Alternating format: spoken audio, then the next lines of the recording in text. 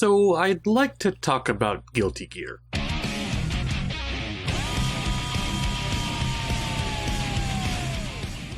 Guilty Gear Strive is here, and a lot of you have asked me to talk about it.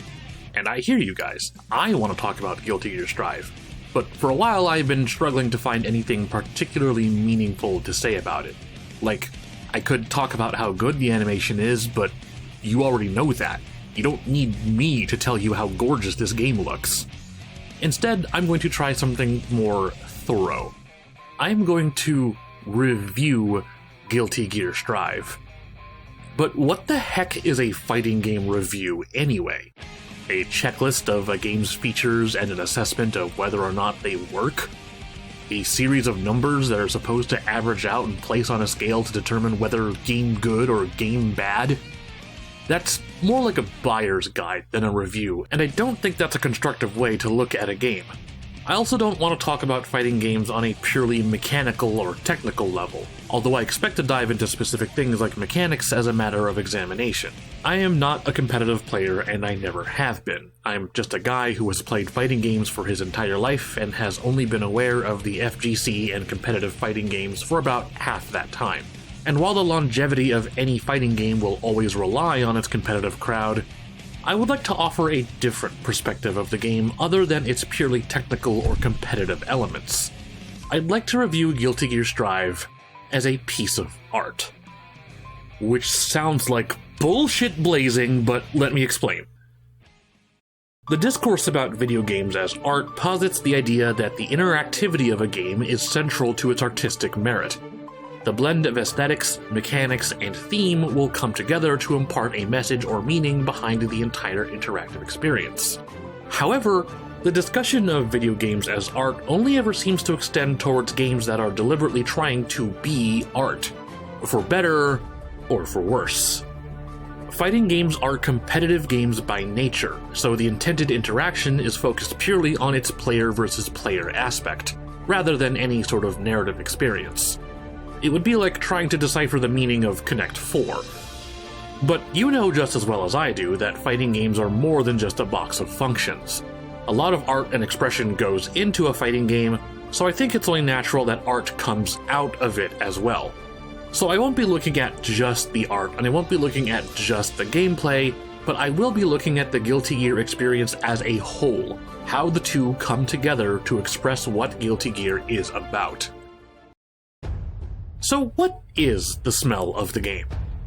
For starters, Guilty Gear isn't a game about the subtle and introspective nature of sword fighting as it relates to Zen Buddhist philosophy. It's, well...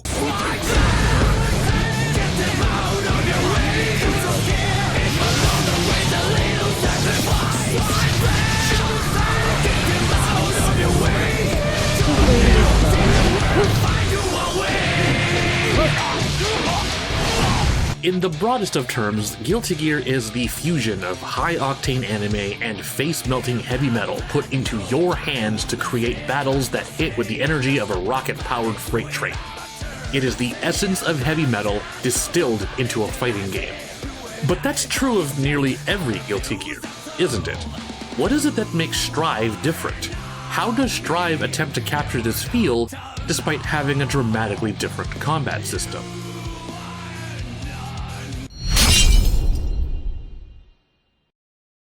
I'll open this analysis on probably the single most contentious aspect of Strive, its gameplay. Unlike most fighting game sequels that build upon the fundamentals of its predecessors, Strive decided to completely rebuild the game from the ground up, even remaking something as basic as Gatling combos that let you chain normal attacks together in a hierarchical sequence. Gone are the days of converting a random low kick into a dizzying sequence of launches and relaunches and wall slams that still somehow ends in a reset, or punishing a whipped backdash with a dust loop that deals like 90% damage. Instead, Strive focuses on a ground game of exchanging pokes, where upwards momentum is exchanged for forward and back momentum. Tension is reserved for converting stray hits into big moments where a player seizes the opportunity to deal huge damage, creating exchanges where players are weighing their options and resources against one another, seeing where one can push the offense or counteract the others. In other words, say the line, Bart. Neutral-based footsies and zoning. Yeah! Yes, I'm aware that the modern fighting game of the last 5 or so years has become neutral-based footsies and zoning, and that the discourse around that topic decries the oversimplification of fighting games. And while I am not a competitive player by any means, I think it's within my ability to interpret what the intended goal of Strive's gameplay is. In early interviews about Strive, creator and director Daisuke Ishiwatari stated that one of his goals wasn't to make Strive easier, but to make Strive clearer to understand. Older Guilty Gear games were chaotic and fast. The systems were so flexible that skilled players could achieve some absolutely insane stuff. And while it's fun for the player who is able to execute all that, it's less fun for the player on the receiving end. Getting crushed by such overwhelming offense essentially turns a fighting game into a single-player game, where making a single mistake results in me watching my opponent kill me over the course of 20 seconds while I can't do anything to escape, whether through touch of death combos, mind-boggling set play, or some devilish combination of both. My theory is that Guilty Gear Strive is attempting to prevent that single-player scenario, but without compromising the blistering offense that gives Guilty Gear its identity. The wall break mechanic is a good example of this. Instead of keeping an opponent locked in a corner unable to escape the oncoming pressure, an attacking player is instead encouraged to go for that wall break, cash out with big damage, and reap the benefits of that positive bonus.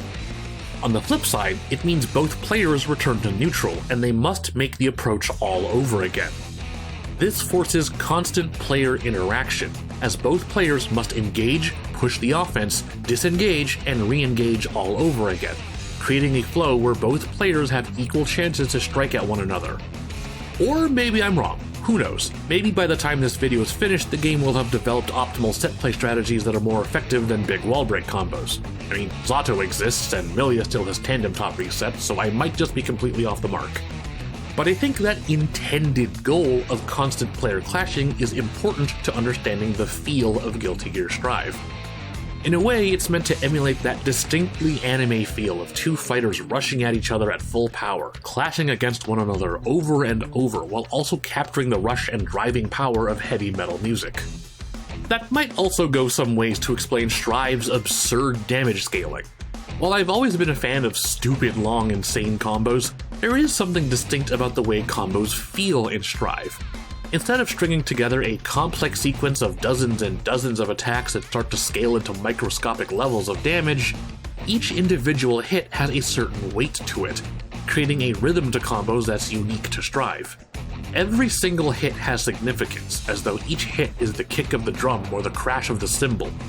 In this way, pressing buttons and doing combos feels like performing a solo, beat for beat, a synthesis of music and fighting. A symphony of destruction, if you will. The reason this is important is because it translates directly into each character's movesets. In order to fit the new pace of Strive's gameplay, character movesets needed to be changed dramatically, with even familiar moves finding new purpose. This too was a topic of contention, with people describing Strive's characters as being gutted or oversimplified. Technically speaking, this is true. Characters have less tools in Strive than they do in Xrd. But having more tools is not necessarily a binary quality of good or bad. Remember that the goal of Strive is to be easy to understand. If your goal is to drill a screw into a wooden board, then you're not going to need all of these. Like in Grand Blue Fantasy Versus, characters are laser focused to a specific playstyle, with their toolsets trimmed and focused to achieve just that, taking a less is more approach to fighting game design. Strive even provides these little character cards that summarize what each character's intended playstyle is. Soul is a ruthless striker, attacking with blistering offense that doesn't give his opponent time to breathe, so it's not like he loses this goal by removing Riot Stomp. Kai is designated as the almighty all-rounder, so his gameplay is designed around application of the shock status to properly utilize all of his tools, instead of this grinder mechanic he used to have that turned him into a more complex setup-based character. Meanwhile, Mei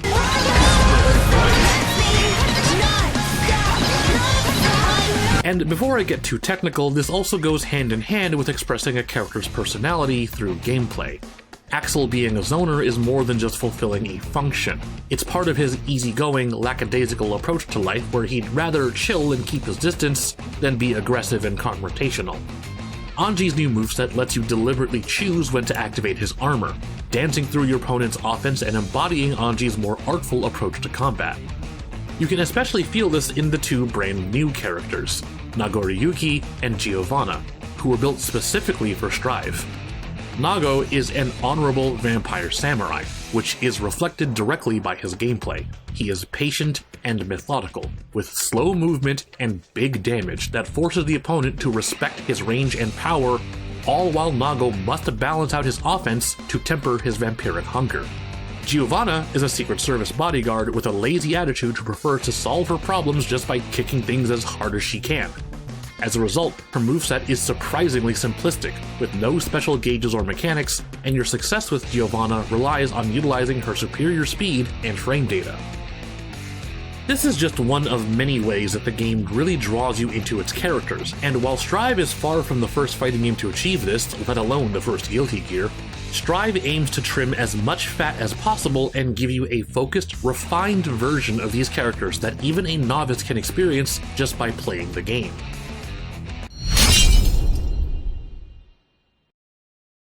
I feel like I don't get to talk about music in fighting games enough, but I personally think that music is just as important to a fighting game's design as its characters and animation. Like any game, a fighting game's soundtrack is integral to establishing a game's aesthetic identity. A game like Skullgirls uses jazz and swing-inspired tracks to fit its 1940s diesel punk setting.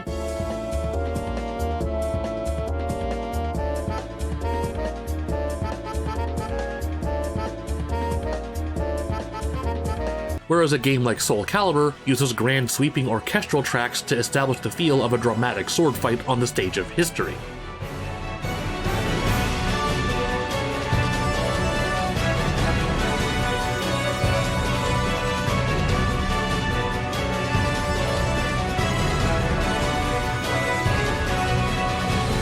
But it goes a step beyond that. By using specific instrumentation, tempos, and melodies, fighting game music can be used to express ideas about characters through sound alone.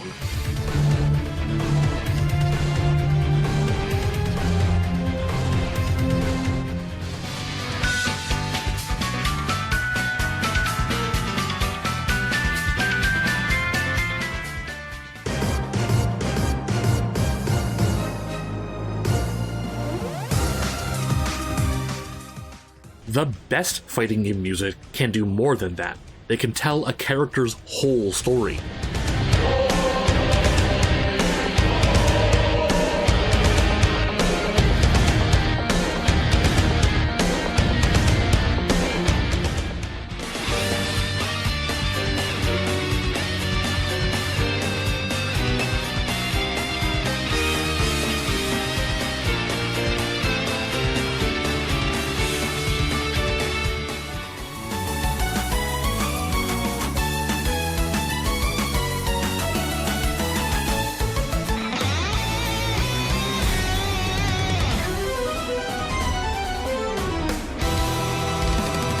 More than any other fighting game, Guilty Gear is defined by its music just as much as its gameplay and characters.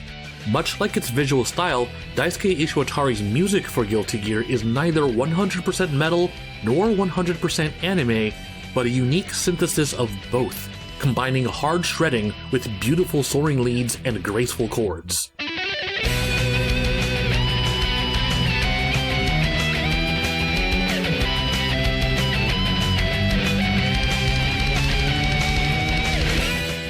And even though the genre is strictly metal, Ishiwatari is flexible enough to use different kinds of rock and metal to fit the style of each character.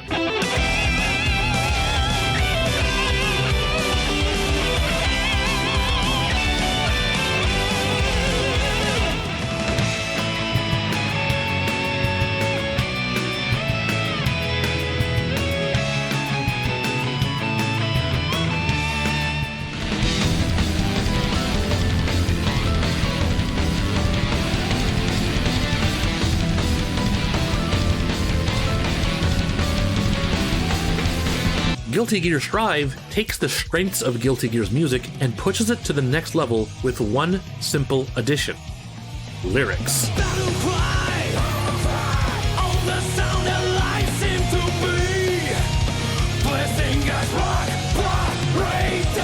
Naturally, this isn't the first time we've had a Guilty Gear with lyrics.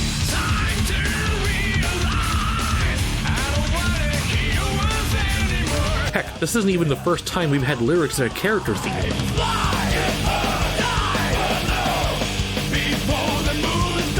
One could make the argument that lyrics shouldn't be in regular battle tracks, that the sparsity of lyrics really brings out special moments when lyrics do appear.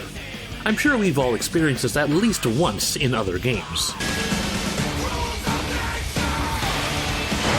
And while I do agree that methodical use of lyrics creates some of the most iconic moments in gaming, there's something particularly special about having lyrics for Guilty Gear songs.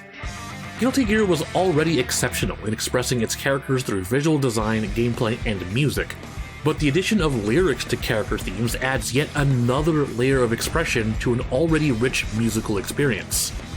The addition of vocalists lets A.B.I.torial get even more experimental with his music, allowing songs to emulate a wider variety of rock and metal styles.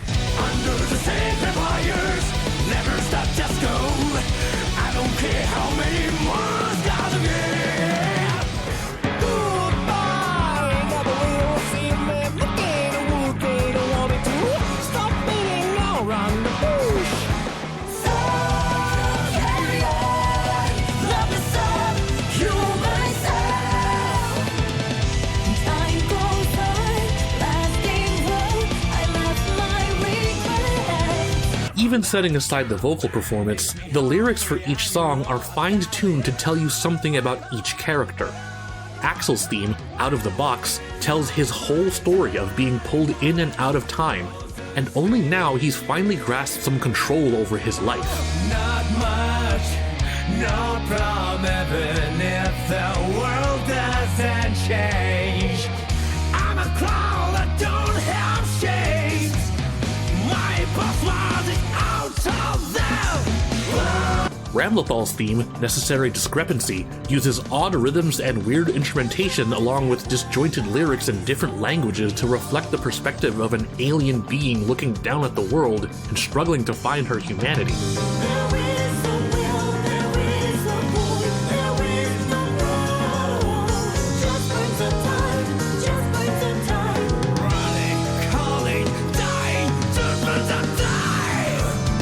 And by the end of the song, it actually comes together into a recognizable chorus as she discovers heart and compassion.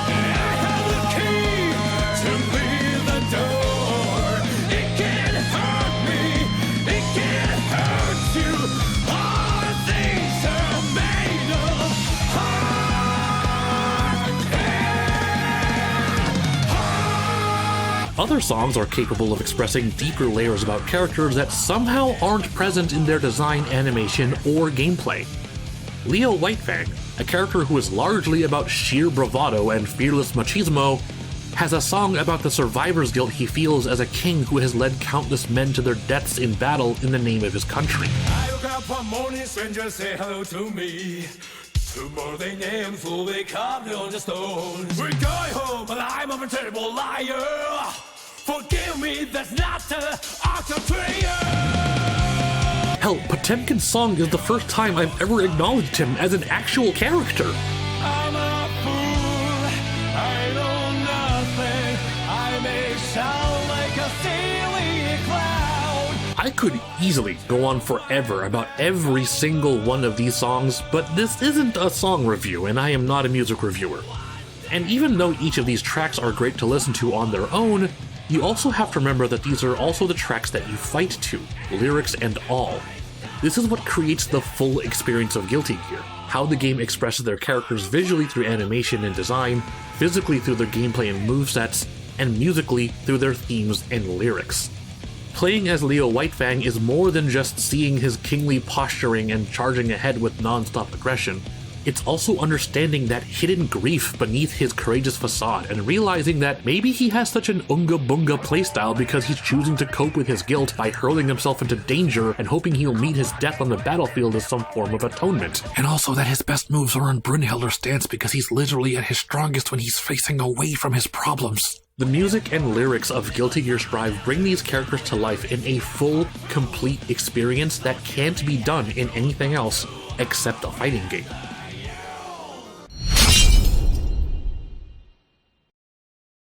To say that Guilty Gear Strive is a pretty game is a colossal understatement. Guilty Gear Strive has some of the most complex visuals and animations in video games, period. I can't even begin to explain how they managed to achieve this level of pure graphical wizardry. Just look at it!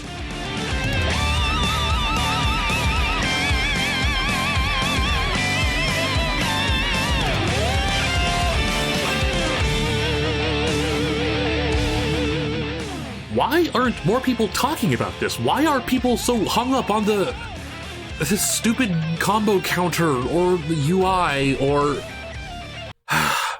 Okay, fine, we'll talk about that first.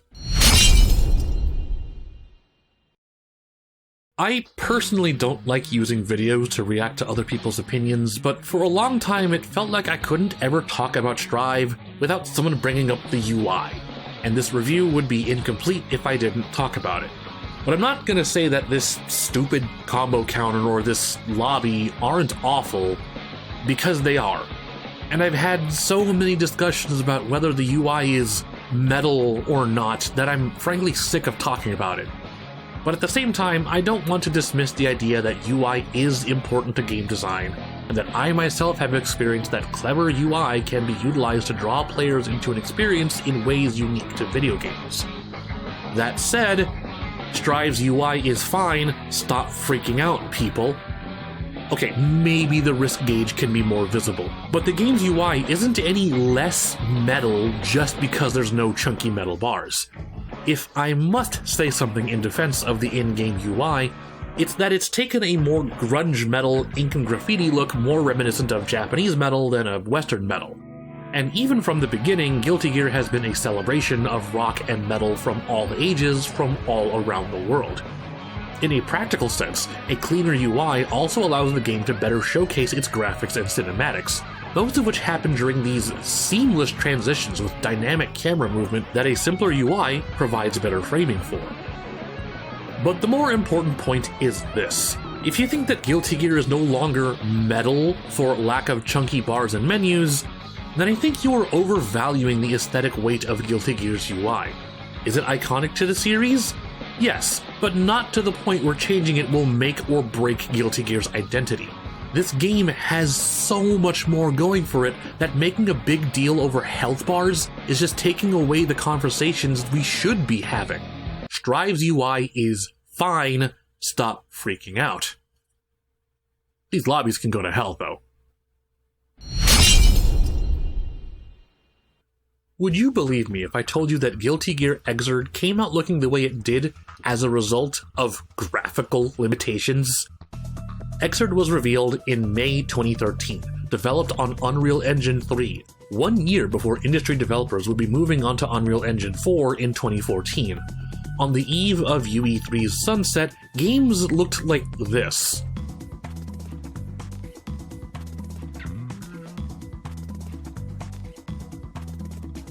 Which was thought to be the pinnacle of the engine's graphical capabilities. And then came Xrd, which not only showcased a graphic style never thought possible, but one that changed the world of animation as we knew it.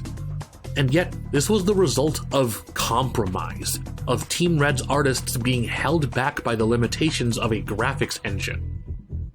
Since switching to Unreal 4, Team Red has continued to refine their signature style, not simply content with recreating the look and feel of hand-drawn animation, but elevating it to new boundaries. So it seems almost prophetic that here in 2021, as the industry is ready to move on to next gen and start work with Unreal Engine 5, Team Red gives us the graphical bombshell that is Guilty Gear Strive, the next evolution of 3D animation. but it might not seem like that much of a graphical leap to the layperson. It's just 3D anime again, but slightly better, right? Of course, Strive is more detailed, but I think the real strength of Strive's animation is in a combination of subtleties and nuances that give these animations a real sense of sophistication and complexity. For instance, let's take a look at Ino's stance from Xrd and Strive back to back. One might make the argument that Ino's Xrd stance is more animated, and you'd be right, she is certainly moving more, but what you're probably not seeing is how many individual moving parts are animated on Strive Ino's stance. Every single fold, lapel, belt loop, and even the brim of her hat are providing a cascade of subtle follow-through movement just as a result of Ino tapping her heel. Any animator will tell you that subtle motions are much harder to animate than dynamic motions. And if this is how complex the animation gets for an idle animation, it gets even more complex during attacks and movement. Take a look at how Mei's hat, sweater, and backpack jump up as she slams her anchor to the floor, or how Anji's sleeves, obi, and hakama all twirl behind him as he dances through enemy attacks. The relatively simpler character designs in Strive allow Team Red to actually animate more using less. The same level of complexity can also be found in Strive's facial animation. Not to say that Xrd was lacking in facial animation, their unique take on 3D modeling allowed character faces in Xrd to deform in ways that produced genuinely good facial expressions. But the way they achieved that was through a more limited animation style, relying on hard cuts and still frames with moving mouths, something more akin to the limited animation you see in anime. This might have been intentional, or this might have been a clever compromise due to the limitations of Unreal 3. But in Strive, that limitation no longer exists, and characters can emote with such intricate degrees of subtlety that you can catch something as minute as Nagori Yugi taking a breath as his mask recedes, or Axel's eyes lighting up with excitement when he meets someone new. And just look at this hair animation! また遊んでくれよ。どうしたの？寝たま？まあね。I don't think I'm being hyperbolic when I talk about how good Strive's animation and visuals are. I legitimately believe Guilty Gear Strive has some of the best animation in video games, period, and that it ought to be recognized as such. I suspect it will be a long time before we see another video game that looks as good as Strive does. To take this back to the beginning of the video, I didn't want to call this video a review just so I could gush about music and animation for 20 minutes. I wanted to review Guilty Gear Strive as a piece of art. And to do that conclusively, I have to answer an important question. What is the experience of playing Guilty Gear Strive? What does this game offer to someone who is neither a hardcore fighting game player nor a Guilty Gear lore aficionado? What you get is the chance to experience the world and characters of Guilty Gear in vivid expression through music and combat. Which almost sounds disingenuous, as Strive is the capstone to a story that began in 1998. So obviously there's a ton of lore and context that would go over the heads of anyone who didn't read Strive's extensive lore library or watch its 4-hour story mode. So what does this game smell like? As a piece of art, it is the ultimate synthesis of anime flair, heavy metal, and fighting game mechanics. It's a game that lets you live out the thrill of an anime fight with you and your opponent choreographing the action in real time, where characters express 800% of themselves with every frame of animation, every push of a button, and every beat and lyric. Guilty Gear Strive gives you the reins to a heavy metal opera of swords, fire, and lightning, where every strike is a power chord and every combo is a guitar solo. And it's got rollback netcode. That's all for today's A.B.I.torial. This has been a long time coming, and I hope you all enjoyed it. Don't forget to leave a like and comment below with your thoughts. Be sure to subscribe and hit the notification bell for more anime and game content from SugarPunch. We've got a Patreon with early access to all of our future videos, so be sure to check it out and consider supporting the channel. I'm A.B.I., and keep on rocking.